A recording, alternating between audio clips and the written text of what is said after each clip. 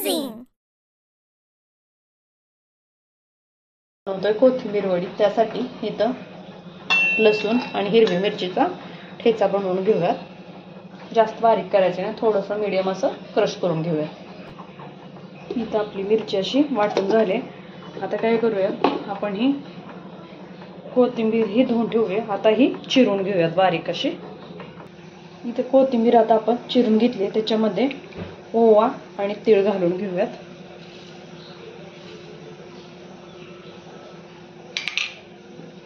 थोडंसं चवीनुसार मीठ ऍड करूयात। थोडीशी हळद, जास्त नाही, एक पाव चमचाभर हळद घालायची। थोडी धनेपूड 2 बारीक चमचे, थोडीशी नकळत चवीनुसार मिरची पावडर आणि थोडासा गरम मसाला। आता हे व्यवस्थित मिक्स करून घेऊयात। आता ह्याच्यामध्ये ऍड करूया मगाशी लसूण आणि हिरवी मिरची बारीक वाटून घेतली तेही छान मिक्स करूयात। आणि ह्याच्यामध्ये थोडं असं बेसन पीठ घालूयात। सुरुवातीला पाणी घालायची गडबड करायची नाही, कारण या कोथिंबीरला खूप मॉइश्चर असतं। त्याच्यामध्ये आधी हे पीठ व्यवस्थित मिक्स करून घ्यायचं। बेसन पिठाबरोबरच आपण घालणार आहोत तांदळाचं देखील पीठ। त्याने काय होईल की वडीला कुरकुरीतपणा येईल, वडी छान अशी क्रिस्पी आणि कुरकुरीत होईल। त्यासाठी थोडंसं आपण तांदळाचं पीठ पण ऍड करून घेऊयात। छान असं मिक्स करायचं। गरज वाटली तर थोडं पाणी ऍड करायचं, पीठ व्यवस्थित मळून घ्यायचं। आधी असंच आपण मळून घेऊया।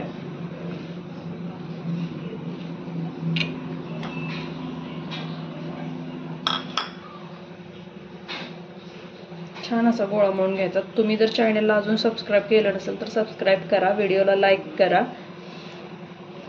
कमेंट करा, शेअर करा, म्हणजे तुम्हाला असे नवनवीन व्हिडिओ पाहायला भेटतील। आता तांदळाचं पीठ थोडंसं, आता थोडासा ह्याला पाण्याचा हात देऊयात आणि मळून घेऊयात। छान असं पीठ आता मळून झालंय।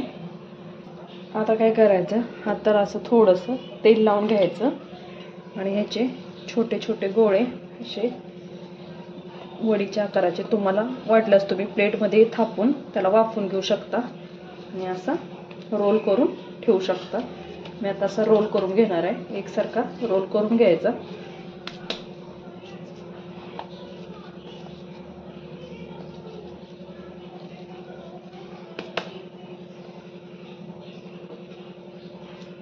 दुसराही रोल त्या पद्धतीनं करून घेऊयात।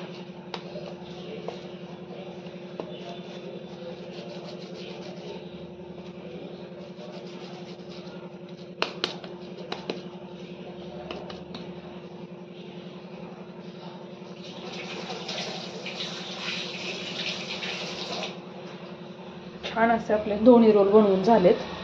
इथं आपण पाणी गरम करायला ठेवलं, त्याच्यावरती एक चाळण ठेवले आणि पाणी आता आपलं छान असं गरम झालंय। चाळणीला थोडंसं तेल लावून घेतलंय, त्याच्यावरती हे रोल ठेवून देऊयात या पद्धतीनं। अगदी व्यवस्थित हलक्या हाताने ठेवून द्यायचं। आता काय करायचं, दोन्ही रोलवरती थोडे तीळ घालून घेऊयात, म्हणजे काय होईल ते तीळ ही ह्याच्याबरोबर चिटकून राहतील। छान असं तीळ लावून घ्यायचे। तीळ ऑप्शनल आहेत, नसेल आवडत नका लावू, पण टेस्ट छान येते। झाकण ठेवून एक 15 ते 20 मिनिटं याला वाफ देऊन घेऊयात। अशी आपली वडी शिजलेली आहे, तुम्ही बघू शकताय। आता थोडी थंड झाली की याला आपण फ्राय किंवा शॅलो फ्राय करून घेऊयात। थंड झाले आणि ह्या साईज मध्ये अशी कट करून घेतली आहे मी। आता फोडणीमध्ये तेल गरम करायला ठेवलंय, तुम्ही तळूनही घेऊ शकता। तेल थोडंसं गरम झालं की मोहरी टाकून घेऊया। मोहरी छान अशी तडतडून देऊयात।